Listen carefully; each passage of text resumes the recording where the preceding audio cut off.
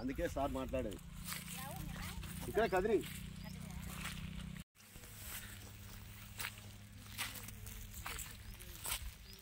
కూలన్నీ వస్తాయి రైతులకు.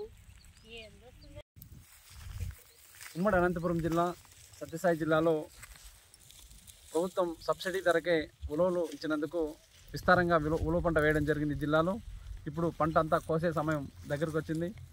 ఈ సమయంలో పంట యొక్క దిగుబడి కూడా బాగుంది కాబట్టి రైతాంగానికి మద్దతు ఇచ్చి రైతుల నుంచి మార్కెట్ వాళ్ళు కొనుక్కోవాలని చెప్పి సందర్భంగా BJP Kisan Morcha organic cell నుంచి డిమాండ్ చేస్తున్నాం. ముఖ్యంగా ప్రజాప్రతినిధులు ఇక్కడున్నటువంటి అధికారులు దీని మీద దృష్టి సాధించి రైతులకు మంచి ధర ఇచ్చేందుకు కృషి చేయాలా.